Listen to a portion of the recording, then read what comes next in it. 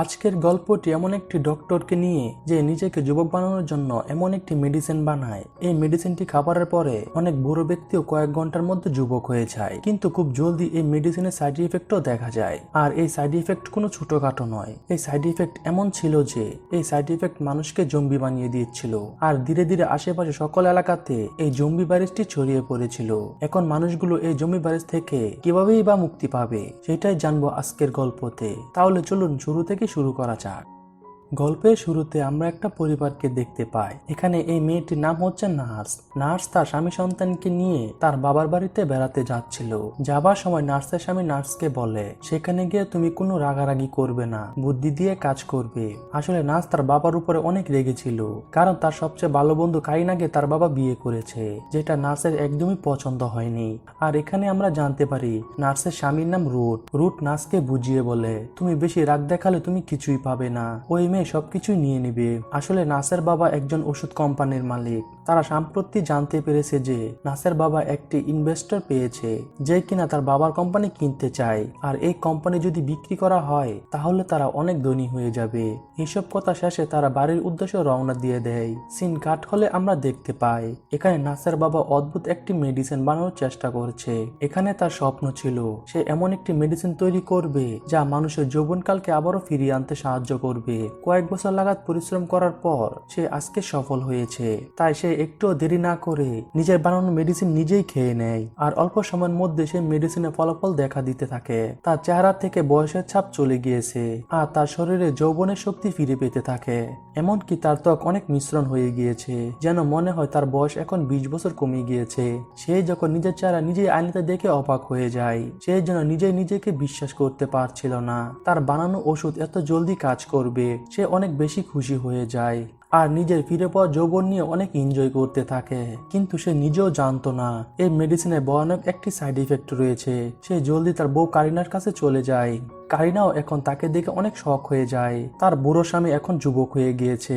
কারিনা এখন বুঝতে পারছিল না এটা কিভাবে সম্ভব হলো। তখন নার্সের বাবা খুব আত্মবিশ্বাসের সঙ্গে বলে, এই যে সিরাম দেখেছ, এটা আমি বানিয়েছি। এটা খাবার ফলে আমি আমার মধ্যে অদ্ভুত শক্তি অনুভব করছি। তুমি এখন দেখবে এই সিরাম কেনার জন্য পুরো বিশ্ব আমার কাছে আসবে। এমনকি বড় বড় কোম্পানিও আমার কাছে এই সিরাম কেনার জন্য আসবে। আর খুব শীঘ্রই আমরা অনেক টাকার মালিক হয়ে যাব। অন্যদিকে আমরা দেখতে পাই নার্স আর রুট তাদের বাড়িতে চলে এসেছে। কারিনা নিজেই তাদের রিসিভ করার জন্য দরজার কাছে এগিয়ে আসে, কিন্তু নার্স তাকে না দেখার ভান করে সেখান থেকে চলে যায়। নার্সের কাছে কারিনা এখন এমন একটি মেয়ে যে তার বন্ধুকে ঠকিয়েছে। কিন্তু নার্সের ছেলে কারিনার কাছে চলে যায়, কিন্তু নার্স তাকে অনেক বেশি বকাবকি করে যেন সে কারিনার কাছে আর না যায়। এমনকি এটাও বলে যে তোমাকে কিছু খাবারের জন্য দিলেও সেটা তুমি খাবে না। বাড়ির ভিতরে এসে নার্স তার ভাইয়ের সাথে দেখা করে। তার ভাই সারাদিন বাড়িতে বসে বসে গেম খেলে।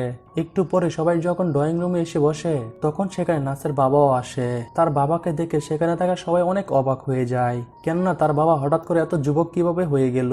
কিছুদিন আগেও তো সে বুড়ো ছিলই, কিন্তু এত জলদি কিভাবে সম্ভব। তারা জিজ্ঞাসা করলে তার বাবা তাদেরকে কিছুই বলে না।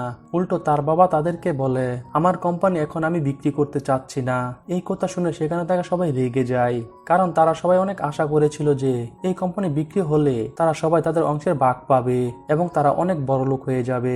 এই কথা জানার পর নার্সের ভাই মার্স সেখান থেকে রাগ করে চলে যায়। নার্সের বাবা সবাইকে বুঝিয়ে বলে, আমি যে সিদ্ধান্ত নিয়েছি এটা কোনোভাবেই ভুল নয়। আমি মানছি আমাদের কোম্পানি এখন অনেক ঋণগ্রস্ত, কিন্তু আমি এমন একটি জিনিস বানিয়ে ফেলেছি যার ফলে আমাদের কোম্পানি দুনিয়ার নাম্বার 1 কোম্পানি হয়ে যাবে। আর সবাইকে তার বানানো সেই সিরামটি দেখায়। সে বলে, এই সিরাম খুব অল্প সময়ের মধ্যে যে কোনো বুড়ো ব্যক্তিকে যুবক বানিয়ে দিতে পারে। যেখানে মৃত্যুসজ্জা বুড়ো ব্যক্তিও যদি এই সিরাম গ্রহণ করে তাহলে সেও কয়েক বছর জীবিত থাকতে পারবে। এখানে কারিনা বলে ওঠে, তুমি তো বলেছিলে রিটায়ার করে তুমি আমার সঙ্গে জীবনযাপন করবে। কিন্তু তার স্বামী হাসতে হাসতে বলে, এখন আমি অনেক যুবক হয়ে গিয়েছি, এখন আমি আরো অনেক সময় কাজ করতে পারবো। আর আমাদের কাছে অনেক বেশি টাকা আসবে যা দিয়ে আমরা আরামায়েশে জীবনযাপন করতে পারবো। যা শুনে কারিনার ভিতর থেকে অনেক ভেঙে পড়ে আর নার্সের মনটাও ভেঙে যায়। যায়। নাচ এখানে অনেক বেশি রেগেছিল।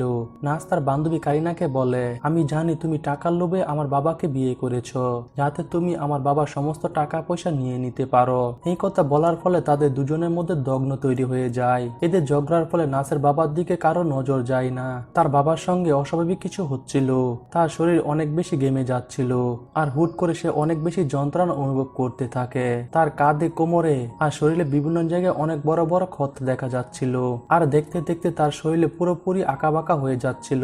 আর সেই সঙ্গে সে তখনই রক্তবমি করতে লাগে, তার চোখের রঙও বদলে যেতে থাকে, আর এখানে সবার সামনে তার নিঃশ্বাস বন্ধ হয়ে যায়। নাস আর কারিনা রুটকে বলে, তুমি জলদি একটি অ্যাম্বুলেন্সকে ডেকে আনো, কিন্তু এখানে আর কোনো লাভ হয় না। তাদের বাবা এখন আর দুনিয়াতেই নেই, যে কারণে তারা সবাই কান্নাকাটি করছিল। হুট করে নাসের বাবা আবারও উঠে বসে, কিন্তু এখন আর সে কোনো মানুষ ছিল না, সে একটি ভয়ানক জম্বিতে পরিণত হয়ে গিয়েছিল। তার চোখে অদ্ভুতভাবে সাদা হয়ে গিয়েছিল। এখানে সবাই অনেক ভয় পেয়ে যায় যে তার বাবার সঙ্গে কি হচ্ছে। ঠিক সেই সময় তাদের বাড়ির চাকর, যে কিনা শব্দ শুনে উপরে এসেছিল, সে ছেলেটির উপরে নাসের বাবার হামলা করে বসে, তার কাঁধে খুব বাজেভাবে কামড় দিয়ে বসে, আর সেখানে সেই ছেলেটি মারা যায়। সেখানে সেই ইনভেস্টরও চলে আসে, আর তাকেও নাসের বাবা আক্রমণ করে বসে, কিন্তু সেই ইনভেস্টর নাসের বাবার কাছ থেকে কোনোভাবে বেঁচে যায়। কিন্তু নাসের বাবা মুখ থেকে কিছু বের হওয়া রক্ত সেই ইনভেস্টরের মুখে ঢুকে গিয়েছিল, যার কারণে সেই লোকটিও আস্তে আস্তে জম্বিতে পরিণত হতে শুরু করে। এর মধ্যে তার বাবা তার ছেলের উপর আক্রমণ করে বসে।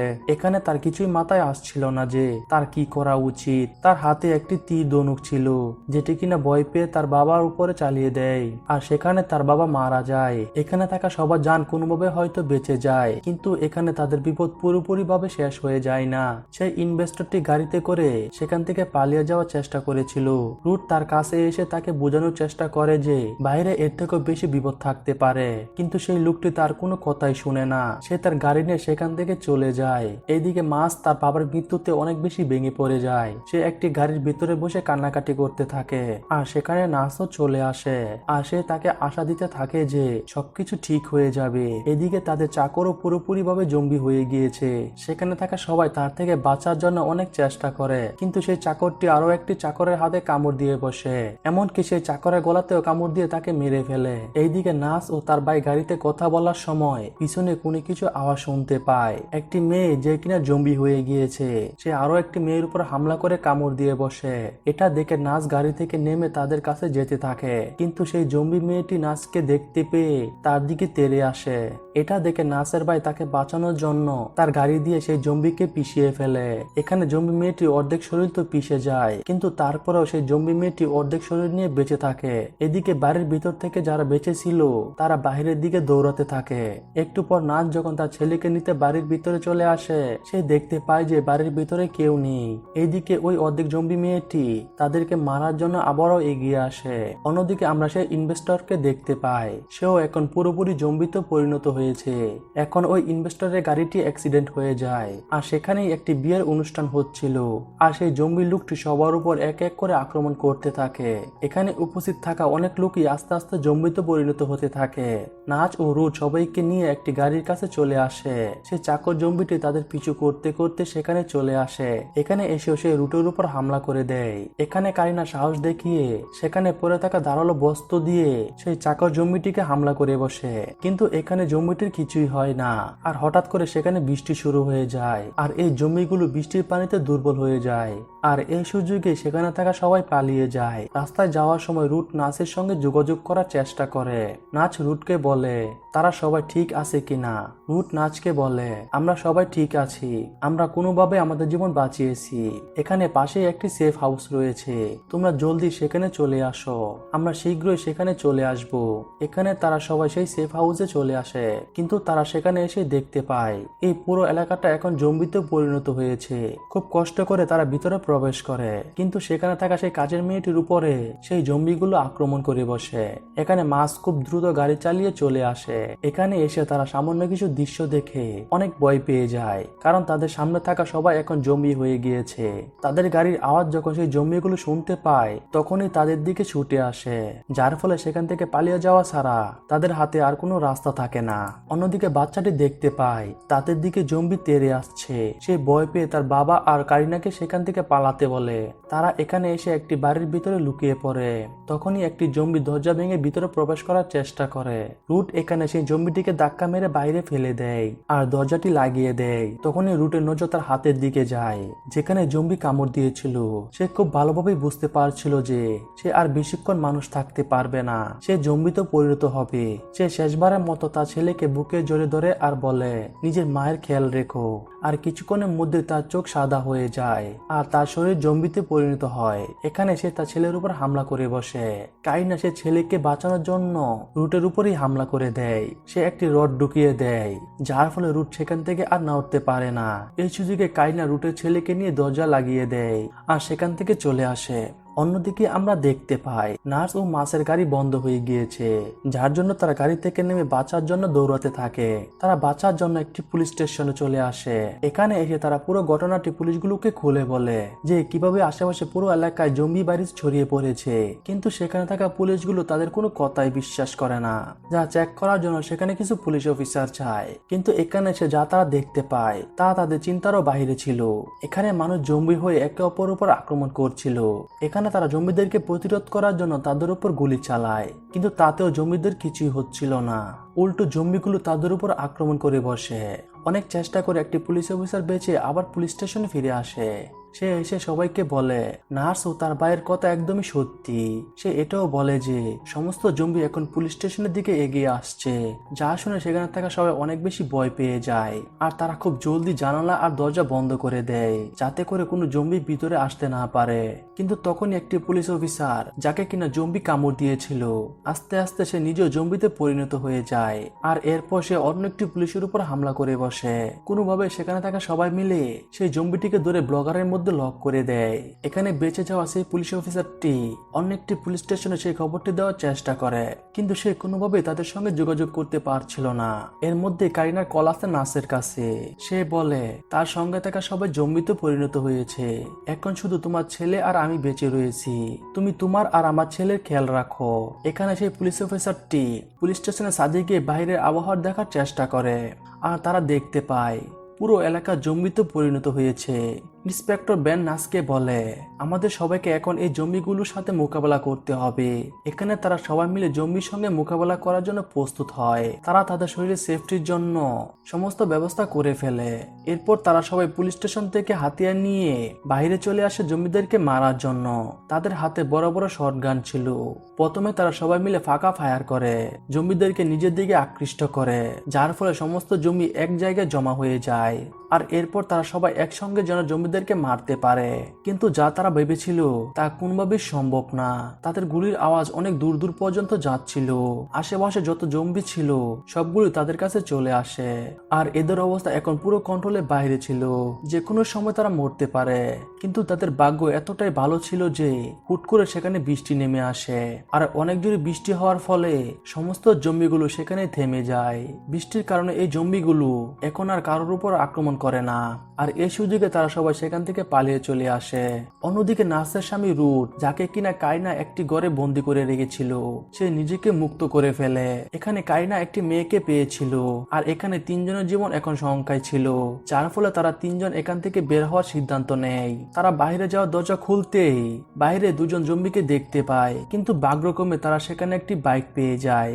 এরপর তারা তিনজন সেই বাইকে করে সেখান থেকে পালিয়ে যায়। এদিকে নাচ আর তার ভাই মার্স একটি ট্রাকে করে সেখান থেকে পালিয়ে যেতে থাকে। নার্স অনেক কান্নাকাটি করছিল, কেননা তার কাছে হারানোর আর কিছুই নেই, সে সবকিছুই হারিয়ে ফেলেছে। কিন্তু তখনই কারিনা ও তার ছেলেকে দেখতে পায়। তাদেরকে জীবিত দেখে নার্স অনেক বেশি খুশি হয়ে যায়, কিন্তু নার্স তারা দেখতে পায় তাদের পিছনে অনেকগুলো জম্বি তেড়ে আসছিল। তাদেরকে বাঁচানোর জন্য নার্সের ট্রাক জম্বিদের উপর চালিয়ে দেয় আর ট্রাকের নিচে পড়ে অনেক জম্বি মারা যায়, কিন্তু অনেক জম্বি আস্তে আস্তে তাদের পিছু করতে থাকে। কিছুক্ষণ পরে হঠাৎ করে তাদের ট্রাক ব্রেক ফেল হয়ে যায়। বেন এখানে আরো অন্য একটি থানায় যোগাযোগ করার চেষ্টা করে। সে বলে বাইরের অবস্থা একদমই ভালো নয়, আর বাইরে অনেক মানুষ জীবন বাঁচানোর জন্য পুলিশ স্টেশনের দিকে আসছে। আমরা এদিকে দেখতে পাই সে ট্রাকের ব্যালেন্স হারিয়ে ফেলে আর সোজা গিয়ে একটি বিল্ডিং এর সঙ্গে ধাক্কা খায়, আর সেখানে থাকা সবাই অনেক কষ্টে সেই ট্রাক থেকে বের হয়। আর এই অ্যাক্সিডেন্টের ফলে বেনের পা ট্রাকের সঙ্গে আটকে যায়। সবাই অনেক চেষ্টা করেছিল বেনকে তাদের সঙ্গে নেওয়ার জন্য, কিন্তু তারা যদি খুব বেশি সময় ধরে এখানে থাকে তাহলে তারাও জম্বির শিকার হয়ে যাবে। তাই একটি পুলিশ অফিসার যেখানে এখনো সুস্থ ছিল সে নাচ ও কারিনাকে বলে তোমরা এখান থেকে চলে যাও, কিন্তু নাচ তাদেরকে ছেড়ে এখান থেকে যেতে চায় না। সে সাহস দেখে সেই জম্বিগুলোর সঙ্গে লড়াই করতে থাকে। এই লড়াইয়ের ফলে একটি জম্বি তার হাতে কামড় দিয়ে বসে, যার জন্য সেও ইনফেক্ট হয়ে যায়। এখানে সে অফিসারটি দেখতে পায় এখন বাঁচার জন্য একমাত্র একটি রাস্তা খোলা রয়েছে। সে বুঝতে পারে আগুন দিয়ে জম্বিদেরকে মারা যেতে পারে। এখানে নাসের ভাই মার্স নিজের জীবন উৎসর্গ করে সেই বোমা বিস্ফোরণের দায়িত্ব নেয়, আর সেই বিস্ফোরণ ঘটার পরে আশেপাশে সমস্ত জম্বি মারা যায়। আমরা দেখতে পাই এখানে নাস ও তার ছেলে আর কারিনাই জীবিত ছিল। বাইরে আসার পর নাস খেয়াল করে তার হাতে একটি জম্বি কামড় দিয়েছে, যার ফলে সে খুব জলদি জম্বি হয়ে যাবে। শেষবারের মতো সে তার ছেলেকে জড়িয়ে ধরে আর বলে তুমি সবসময় কারিনার সঙ্গেই থেকো, সে তোমার অনেক যত্ন নেবে।